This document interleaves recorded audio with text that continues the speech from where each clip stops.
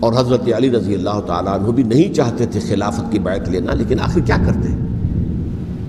کیا وہ امت کو بغیر خلیفہ کے چھوڑ دیتے؟ حضرت زبیر سے کہا گیا، انہوں نے نہیں مانا، رد کر دی بات۔ حضرت طلحہ سے کہا گیا، انہوں نے نہیں مانا۔ حضرت علی سے کہا گیا، اب عشرہ مبشرہ میں سے یہی تو تھے نا، لہذا انہوں نے تسلیم کر لیا، خلافت ہو گئی۔ لیکن اس کے بعد جو خانہ جنگی ہوئی ہے، اس خانہ جنگی کے نتیجے میں نوٹ کر لیجئے کہ 1,00,000 کے قریب مسلمان ایک دوسرے کی تلواروں اور نیزوں اور برچھیوں اور تیروں سے ختم ہو گئے، ہلاک ہو گئے۔ یہ ہماری تاریخ کا تاریک ترین باب ہے۔ 5 سال، 4.5 سال حضرت علی کی خلافت کے اور 6 مہینے حضرت حسن کی خلافت کے رضی اللہ تعالی عنہ۔ اس سے کیا ہوا کہ ایک طرف تو اسلام کی جو توسیع ہو رہی تھی، تھمتا نہ تھا کسی سے سیل رواں ہمارا، وہ سیلاب رک گیا، انٹرنل سیبوٹاج ہو گئی نا، اب تو اندر ہی آپس ہی میں اگر دست و گریبان ہو گئے تو باہر اب کیا توسیع کرتے ہیں، وہ توسیع کا عمل رک گیا۔ اور یوں سمجھیے کہ جیسے ٹرک اگر کبھی چل رہا ہو، بھرا ہوا ہو، لوڈڈ، اور وہ چڑھائی چڑھ رہا ہو، تو اگر کہیں موشن ٹوٹ جائے، ٹرک کو رکنا پڑے، تو ڈرائیور کے جان پر بن جاتی ہے، اس لیے کہ اس کو دوبارہ سٹارٹ کرنا، اور جبکہ وہ چڑھائی پر ہے، انکلائن پر ہے، آسان کام نہیں ہوتا، خطرہ ہوتا ہے وہ پیچھے جو ہے وہ نہ جائے۔ اور پہاڑی علاقوں میں آپ کو معلوم ہے ذرا پیچھے چلے جانے کا مطلب جو ہے بہت خطرناک جو ہے نتیجہ نکل سکتا ہے۔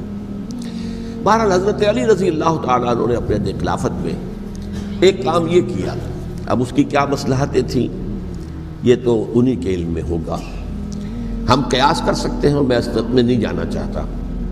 ابھی تک خلافت کا مرکز تھا مدینہ منورہ، حضرت ابوبکر، حضرت عمر، حضرت عثمان، وہیں جہاں حضور صلی اللہ علیہ وسلم رہے تھے اور جہاں پر کہ حضور مدفون تھے۔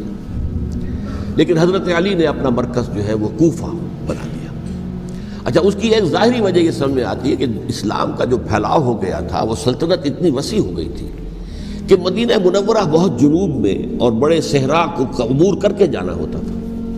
کوفہ جبکہ ایسی مقام پر تھا کہ جہاں سے مشرقی راستہ جا رہا ہے ایران کو، عراق کے اندر تو ہے وہ شہر کوفہ، اور پھر ایران اور خراسان اور ہندوستان کو راستہ جا رہا ہے، وہیں سے شمال کی طرف جا رہا ہے، شام کی طرف اور ترکی کی طرف، اور وہاں سے پھر یہ کہ مغربی افریقہ کو بھی کنٹرول کرنا، جو شمالی افریقہ کو، وہ بھی آسان تھا۔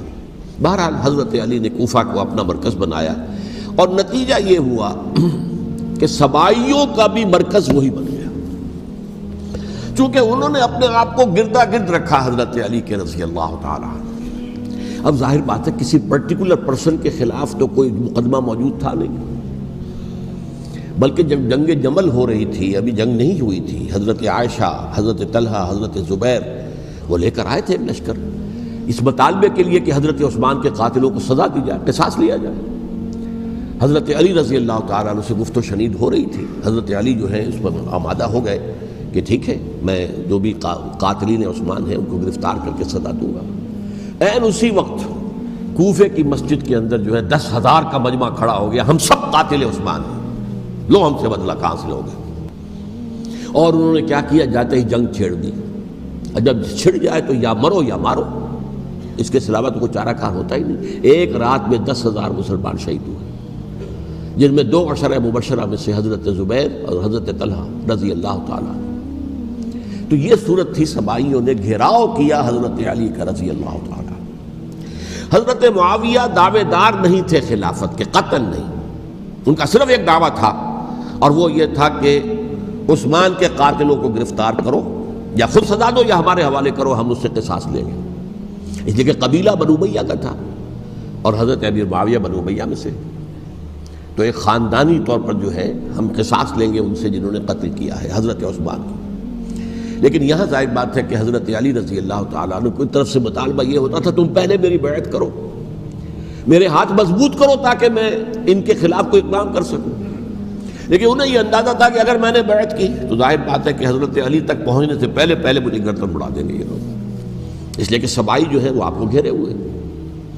بہرحال ایک عجیب الجھاؤ، ایک ڈائلیما تھا جس کی وجہ سے یہ جنگ چلتی رہی، اور حضرت علی رضی اللہ تعالیٰ عنہ کو انہی کے شیعان علی ہی کے اندر سے وہ جماعت علیحدہ ہوئی تھی جس کو ہم خوارج کے نام سے جانتے ہیں، اور ایک خارجی ابن ملجم ہی نے حضرت علی کو شہید کیا رضی اللہ تعالیٰ۔